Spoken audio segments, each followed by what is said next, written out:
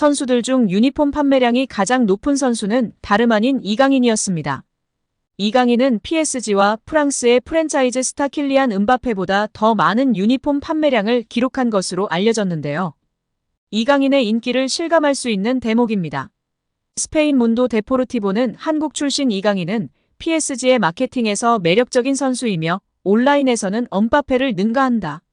오프라인에서는 음바페의 뒤를 따르고 워렌 자이르 에메리보다 더 많은 유니폼 판매량을 기록하는 이강인은 리오넬 메시와 네이마르의 상업적인 공백을 메운다라며 이강인의 유니폼 판매량에 주목했습니다. 매체는 지난해 여름 마요르카 역대 최고 이적료인 2,200만 유로 약 320억 원을 기록하며 PSG로 이적한 이강인은 루이스 엔리케 감독에게 중요한 선수일 뿐만 아니라 메시와 네이마르의 상업적인 공백을 부분적으로 채울 수 있는 선수다.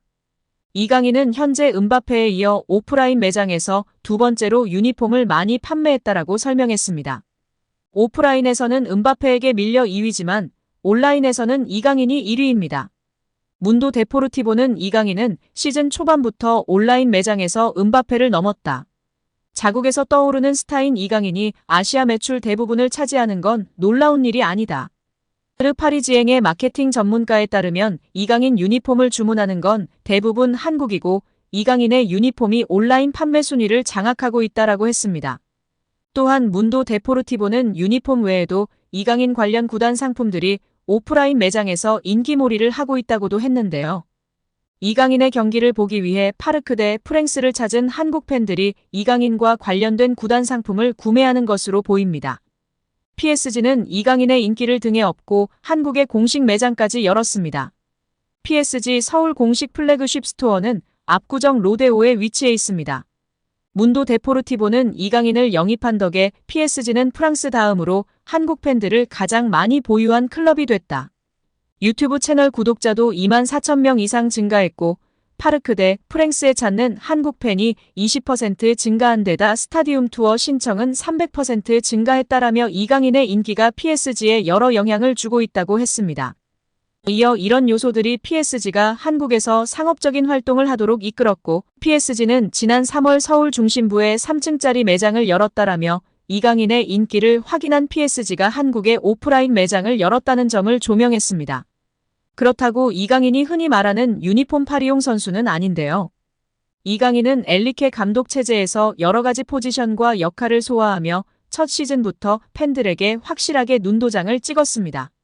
상체 페인팅과 방향을 급격하게 바꾸는 드리블, 그리고 날카로운 왼발에서 나오는 패스와 슈팅에서 메시가 연상된다는 PSG 팬들도 적지 않습니다. 이강인도 B클럽에서 보내는 첫 시즌치고 준수한 시즌을 보내는 중입니다. 이강인은 이번 시즌 소화한 16경기 중 14경기에 선발로 출전했고 2골 2도움을 기록했습니다. 쟁쟁한 경쟁자들이 많은 가운데 시즌 초반 2022 항저우 아시안게임에 차출되는 등 주전 경쟁에 어려운 환경이었음에도 불구하고 이강인은 PSG에서 잘 적응하고 있다는 점이 더욱 고무적인 상황입니다. 파리 생제르맹에서 활약 중인 이강인의 미래가 더욱 밝아질 것으로 보이며 화제입니다. 나세르 알켈라이피 PSG 회장이 어린 선수들이 주축이 된 팀을 만들겠다고 공언했기 때문인데요. 유럽 축구 전문기자 파브리치오 로마노에 따르면 알켈라이피 회장은 우리는 앞으로 6에서 8년 더 함께 뛸 수 있는 팀을 만들고 싶다라며 유럽 축구연맹 챔피언스리그 8강팀 중 가장 어린 팀을 보유하고 있다. UEFA 클럽 랭킹 10위 안에서도 가장 어리다.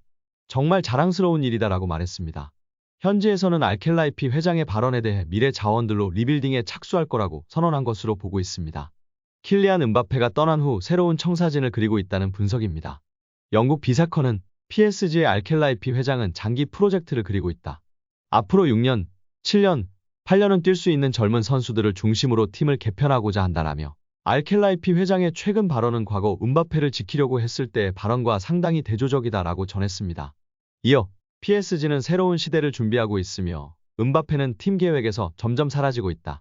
레알 소시에다드와의 챔피언스리그 16강전에서 결정적인 역할을 했지만 PSG는 선수들이 음바페가 없는 상황에 익숙해지도록 음바페에게 부수적인 역할을 맡기고 있다라고 덧붙였습니다. 게프폴뉴스 프랑스 또한 알켈라이피 회장은 파르크 대 프랭스에서 새롭고 젊은 장기적인 프로젝트를 강조했다. 레알 소시에다드전에 출전한 PSG 선수들의 평균 연령은 23세 361일로 챔피언스리그에서 구단 역사상 최연소 선발 명단이었다. 경기 후에도 알켈라이피 회장은 라커룸을 찾아가 선수들에게 부담 갖지 말라고 격려했다라며 현재 PSG가 리빌딩에 돌입했다고 설명했습니다. PSG의 최대 목표는 챔피언스리그 우승입니다. 프랑스 내에서는 적수가 없지만 유럽 무대에서는 힘을 쓰지 못했는데요. 2019년도 시즌 준우승이 가장 좋은 성적이었습니다. 알켈라이피 회장은 급하게 도전할 생각이 없습니다. 시간이 조금 걸리더라도 미래를 보장할 수 있는 선수들로 팀을 만들어 계속 도전하겠다는 입장입니다. RMC 스포츠에 따르면 알켈라이피 회장은 선수들은 매 경기 승리를 원하지만 현실적이어야 한다. 우리는 팀을 구성하는 과정에 있으며 선수들 대부분이 어리다. 새로운 팀을 만드는 과정이기 때문에 쉽지 않다라며 팀을 만들었다고 해도 선수들이 준비가 된 것은 아니다라며 충분히 기다릴 필요가 있다고 강조했습니다. 회장이 직접 젊은 선수들로 개편하겠다는 뜻을 밝힌 만큼 이강인의 미래도 좀 더 밝아질 것으로 기대되고 있습니다. 2001년생 이강인은 얼마 전 23번째 생일을 맞았습니다. 알켈라이피 회장이 언급한 6에서 8년 동안 활약할 수 있는 선수에 부합하는 나이대입니다. 최근 출전 시간이 줄어들기는 했지만 스타드 랭스전서 선발 출전에 풀타임 활약하며 주전 경쟁에서 완전히 밀린 건 아니라는 걸 보여줬습니다. 또한 이날 경기서 가장 돋보이는 활약으로 최고 평점 맹활약을 보여줬습니다. 주전 경쟁에 적신호가 켜진 듯 했으나 후반 시작과 함께 교체 출전에 환상적인 패스로 음바페의 골을 도왔습니다. 챔피언스리그 2주의 도움으로 기록되면서 루이스 엘리케 감독의 눈도장을 찍는 등 다시금 클래스를 입증했습니다. 이어진 랭스와의 경기에선 선발에 복귀했습니다. 풀타임을 활약하는 동안 날카로운 패스를 공급하며 팀 공격에 보탬이 됐습니다. 1대1이던 전반 19분 페널티 지역 오른쪽을 치고 들어가다가 왼발 크로스를 날렸습니다. 페널티킥 지점에서 랭스 선수들이 제대로 걷어내지 못해 옆에 있던 하무스에 흘렀고 하무스가 침착한 왼발 밀어넣기로 2대1 리드골을 완성했습니다. 2대2로 팽팽하던 후반엔 자신이 주로 쓰는 왼발이 아닌 오른발 슛으로 원정팀 허를 찔렀습니다. 후반 18분 페널티 지역 오른쪽에서 볼을 잡은 뒤 찬스를 노리던 이강인은 상대 선수들이 왼발을 틀어막자 오른발로 기습적인 슛을 시도했습니다. 상대 골키퍼가 반사신경을 동원, 쳐내서 다행이었습니다. 그렇지 않았으면 골이 될 뻔했습니다. 그만큼 이강인의 이날 컨디션은 레알 소시에다드전 못지않게 좋았습니다. 공격 포인트는 없었지만 파리 생제르맹에서 가장 돋보이는 활약을 펼치며 골 넣은 하무스보다도 더 높은 평점을 부여받았습니다.